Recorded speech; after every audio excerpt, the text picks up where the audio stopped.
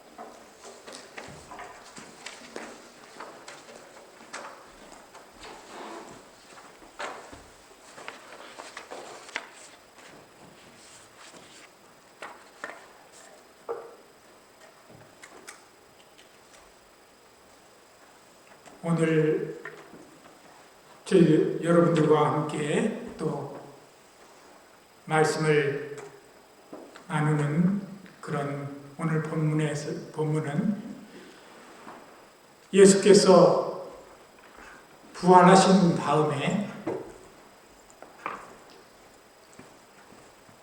디베랴 바다라고 오늘 본문에 나와 있는데 이 갈릴리 호수입니다. 베드로와 여러 제자들이 부활의 소식을 접한 후에 아마도 조금 틈이 나서 이제 옛날 생각도 나고 해서 갈릴리 바다에 다시 그물을 내려 고기를 잡으려고 간 것 같습니다. 오늘 본문에 나오는 이 디베랴 바다는 갈릴리 호수를 또 다른 말로도 표현합니다. 이 갈릴리, 우리는 바다라고 많이 우리의 입속에 어루내립니다. 이 갈릴리 호수는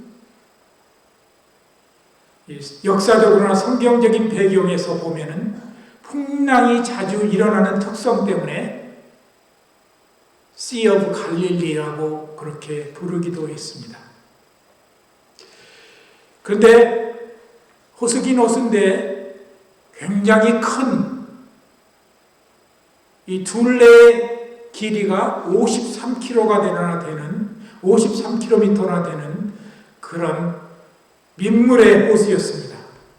요단강의 상류에 위치하며 이 고대 히브리인들이 큰 물을 바다라고 부르는 관습에서 기인한 듯 해서 그들이 갈릴리 호수라고 했던 것 같습니다.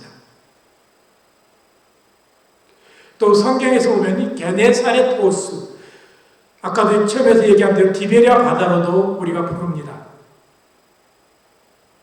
해수면보다 약 210m 정도 낮은 곳에 위치한 거대한 호수입니다.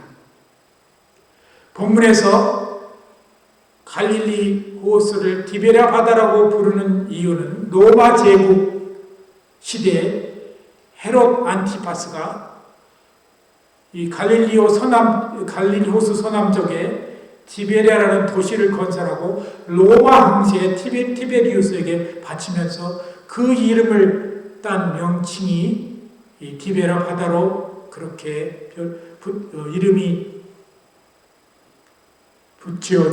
붙여졌습니다.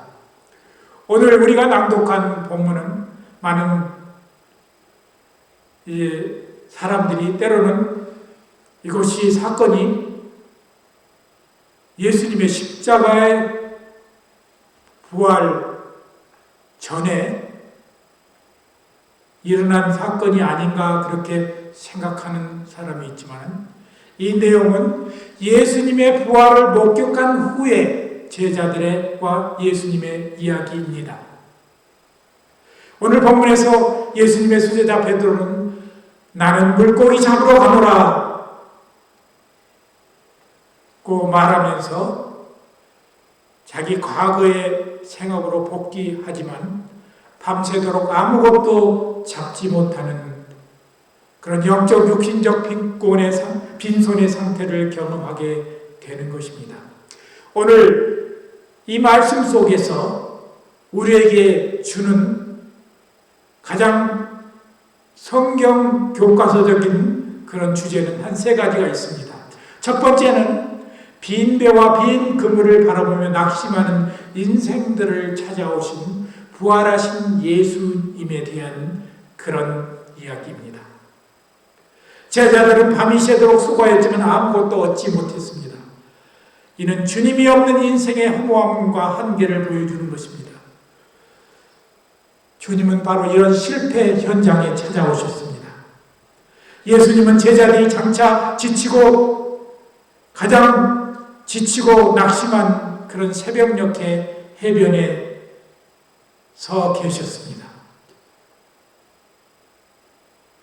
우리가 우리의 삶에서 실패하고 낙심해 있을 때 주님은 찾아오셔 우리 곁에 서 계시는 것입니다. 우리를 향해 선한 음성으로 우리를 먼저 부르시는 것입니다. 오늘 본문에서 제자들을 부르시는 것처럼 얘들아 너희에게 고기가 있느냐라고 그들에게 말씀하십니다. 이 질문은 몰라서 물으시는 것이 아니라 제자들이 자신의 무력함을 스스로 시인하게 하는 그런 사랑의 음성인 것입니다. 오늘 두 번째 우리가 이 말씀 속에서 발견할 수 있는 것은 말씀에 의지할 때 기적은 일어나는 것입니다. 6절과 8절을 우리가 보면 우리는 순종의 전환을 발견할 수 있습니다. 그물을 배 오른편에 던지라.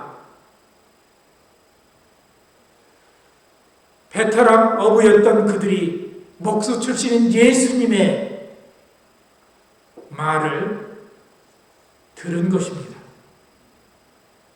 그들이 순종했을 때 감당할 수 없는 양의 물고기가 잡혔습니다. 여기서 153마리라고 자세하게 표현되어 있는 것은 여러 가지 이유가 있습니다. 첫 번째는 성경을 이만큼 정확하게 기록되었다는 것을 우리에게 가르쳐 줍니다. 또 두 번째 이유는 이거는 약간 영적인 또 신학적인 그런 해석인데 우리가 잘 아는 성 어거스틴이 이 하나님의 세상의 숫자가 10이라는 숫자라고 합니다.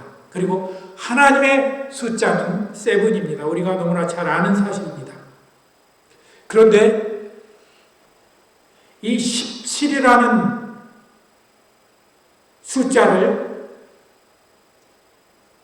다 더하면 이 153이라는 숫자가 나온다고 합니다.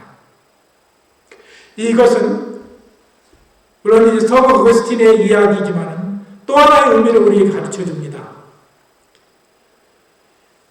우리가 일어나는 기적은 하나님이 숫자와 인간의 순종이 겹쳐질 때 바로 그 기적이 일어난다는 사실을 우리에게 가르쳐 주는 것입니다. 그런데 세 번째 또한 오늘 우리에게 주는 중요한 교훈이 있는데 그것은 우리의 바라보는 눈 그리고 우리가 생각하는 마음의 변화가 일어나는 것입니다. 예수님이 던지라고 했던 곳에 그물을 던짐으로 말미암아 수많은 물고기가 잡힘으로 말미암아 그들에게 또 한 가지 변한 것이 있습니다. 요한이 그들에게 말하기를 야, 예수님이다. 우리 주님이시다. 라고 외칩니다. 그들은 비로소 이 기적을 체험한 후에 예수님을 알아본 것입니다. 그리고 세 번째 우리에게 주는 또 한 가지 교훈은 따스한 숯불과 떡을 준비하신 예수님은 와서 나와 함께 아침을 먹으라고 하십니다. 이 예수님의 이 말씀 속에는 세 가지 영적 의미가 또 따로 있습니다. 먼저 예수님의 세심한 배려를 볼 수 있습니다. 육지에 올라온 제자들을 맞이한 것은 예수님을 버렸던 제자들에 대한 비난이 아니라 예수님은 먼저 숯불과 구운 생선을 준비하시고 떡을 준비하신 것입니다. 주님의 제자들의 영혼뿐만 아니라 육체의 피로와 배고픔까지 돌보시는 그 부활하신 주님의 모습을 볼 수 있습니다.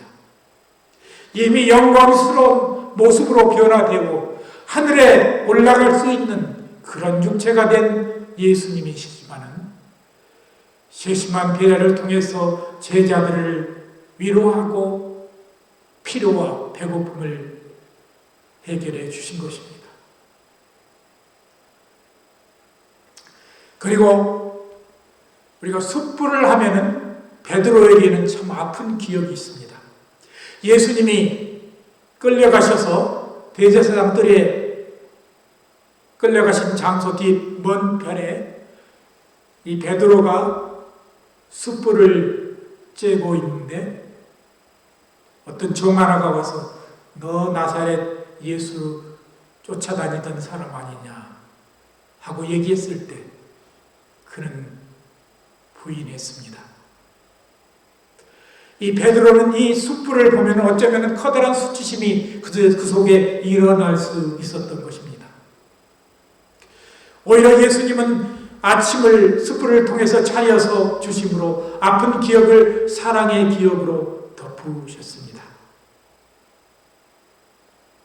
그리고 예수님은 모든 제자들의 과오를 생각지 아니하시고 친히 와서 나와 함께 아침을 먹자라고 그들을 초대하신 것입니다. 깨어진 관계의 완전한 회복과 화해를 상징하는 것입니다. 오늘 저는 이것이 가장 성경적이고 또 기독교적인 해석의 그런 주제였습니다. 그러나 오늘 저는 여러분들과 함께 또 한 가지 아름다운 제가 말씀을 통해서 깨달았던 것을 결론 짓고 또 적용하면서 오늘 말씀을 나누려는 것입니다. 제가 이렇게 전하는 이 설교는 우리가 또 성경 공부의 한 교재 일부분으로도 쓰여지기 때문에 이제부터는 좀 더 말씀이 실질적인 적용에 어플라이하고 그렇게 우리의 삶 속에 적용하면서 프랙티컬하게 그렇게 생각해 보려 합니다. 이 말씀 속에서 우리는 이 천국에 대한 의미를 다시 되새길 수 있습니다. 많은 사람들은 천국을 생각할 때 요한복음 21장 4절에 나와 있는 것처럼 더 이상 아픔이 있고 하나님 우편의 영광스러운 곳, 황금 보화가 가득한 곳, 유리바다와 생명수가 흐르는 생명수강이 흐르는 그런 천국을 생각하는 경우가 많습니다. 우리는 그 귀한 천국을 맛보기 전에 우리 삶에서 조그마한 천국을 이루어 가야 합니다. 그런데 이 천국은 여러 가지 천국이 이루어지는 요소가 있는데 그것이 약 한 5가지 정도 됩니다. 천국이란 제일 먼저 우리 예수님이 우리와 함께 있는 곳입니다. 장소가 중요한 것이 아니라 부활하신 예수님이 우리와 함께하는 곳이 바로 천국인 것입니다.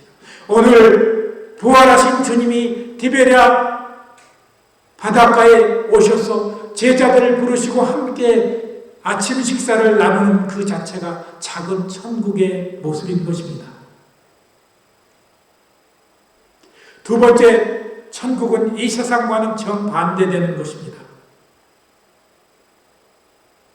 오늘 주님은 가장 위대한 분으로서 가장 높으신 분, 부활하신 영체와 육체를 동시에 가신 그 주님이 제자들을 위해서 친히 숯불을 피우시고 또 떡을 준비하시고 생선을 준비하십니다. 이 사실을 볼 때 천국은 높은 자가 낮은 자를 섬기는 이 세상과는 정반대되는 곳이라는 것을 우리는 또한 깨달을 수 있는 것입니다. 세 번째, 다른 사람을 섬기는 것과 대접하는 것이 천국에 있는 것입니다. 그곳이 바로 천국인 것입니다. 천국은 내가 우선적으로 대접받는 곳이 아니라 다른 사람을 우선적으로 대접하는 것이 바로 천국이라는 것입니다. 사실 이건 앞에 두 번째 사실과 부합되는 똑같은 요소인데 그 다음에 천국에 있는 요소 중에 하나는 치유와 회복이 있는 것이 천국인 것입니다. 오늘 14절 이후에 베드로를 친히 불러서 그 허물을 용서하시고 치유하시고 회복시키시고 새로운 사명을 주셨습니다. 베드로에게 우리가 잘 아는 것 15절에 내가 이 사람들보다 나를 사랑하느냐고 질문하신 것은 그를 질책하기 위한 질문도 아니며 그를 꾸짖는 그런 질문도 아닙니다. 단지 다시 그를 회복시켜서 주님의 사명을 다시 주기 위한 그런 이 단계였던 사실을 우리는 깨닫게 되는 것입니다. 베드로를 그렇게 함으로 말미암아 그의 삶 가운데 다시 영적인 세임을 허락하고 예수님의 가장 수제자로서 이를 감당할 수 있도록 그렇게 하셨습니다. 만약에 요한복음이 20장으로 끝났다면 베드로에게는 참 치명적이었을 것 같습니다. 예수님이 다시 회복시키는 장면이 나오지 않았기 때문입니다. 그런데 이 요한복음 21장은 베드로를 다시 회복시키고 가장 옛 수제자로서의 사명을 다시 감당하게 한 그런 사건이 나오는 것입니다. 끝으로 천국은 나의 의를 내세우는 것이 아니라 구별과 자비로 나를 구하신 그리스도의 사랑만을 찬양하는 것입니다. 베드로가 예수님께 한 이 세 가지 질문에 공통적으로 나오는 그 말이 있습니다. 주님, 내가 주님을 사랑하는 줄을 주께서 아시나이다. 옛날에는 주님, 내가 불꽃 가운데도 가고 어디 죽는 데도 가고 가장 어려운 데도 다 내 목숨을 들여서 가겠나이다라고 그냥 맹서 비슷하게 말하는 것이 아니라 이제는 좀 더 성숙한 제자로서의 말을 하게 됩니다. 주님, 거기에는 무슨 말이 있냐, 의미가 있냐면 주님 내 연약함 아시지 않습니까? 그러려도 내가 주님을 사랑하는 것을 주님은 아십니다라는 이 두 가지의 의미가 그 말 속에, 대답 속에 포함되는 것입니다. 이제 말씀을 마치겠습니다. 오늘 이 예수님께서 부활하신 후에 디베랴 바닷가에서 제자들과 함께 나누던 이 조반 식사, 아침 식사를 통해서 우리는 제자들을 회복케 하시는 세심한 배려를 가진 예수님을 볼 수 있습니다.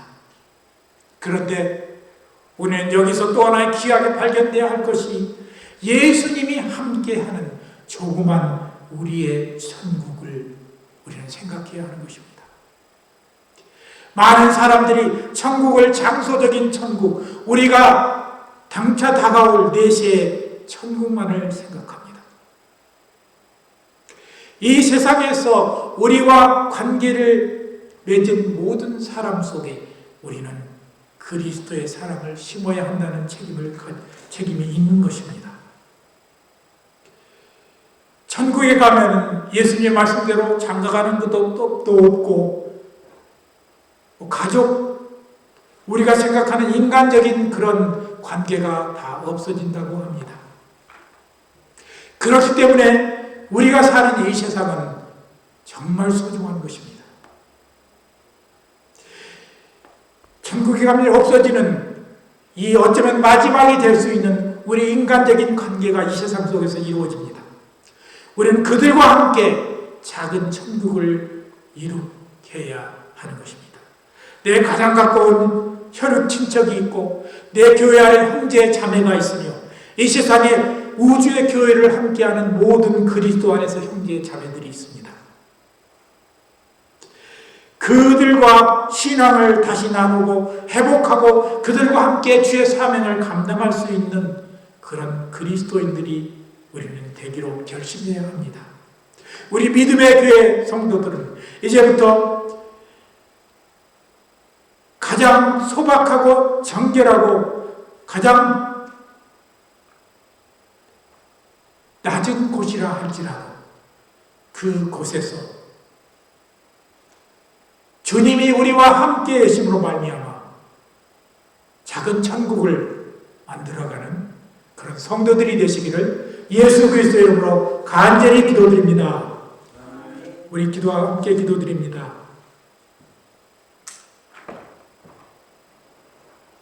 하나님의 놀라운 은혜를 감사합니다.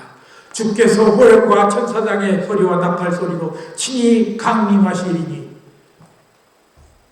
죽은 자들이 먼저 일어나고 그 후에 우리 살아남은 자도 공중에 올리워 공중에서 주를 만나뵈리라고 말씀한 말씀처럼 우리는 너무나 훗날의 천국을 생각하며 사는 경우가 있습니다. 하나님, 예수님이 우리와 함께 계시는 곳이라면 그곳에서 우리는 작은 천국을 만들 수 있을 줄 압니다. 하나님, 우리 성도들이 주님 안에서 내 주위에서 작은 천국을 이루며 살아가는 소박하지만 비록 보잘것없지만 아름답게 정결하게 그리고 순수하게 주의 복음을 이룩해가는 그런 성도들 되게 하여 주시옵소서. 감사드리며 예수 그리스도 이름으로 간절히 기도드리옵나이다.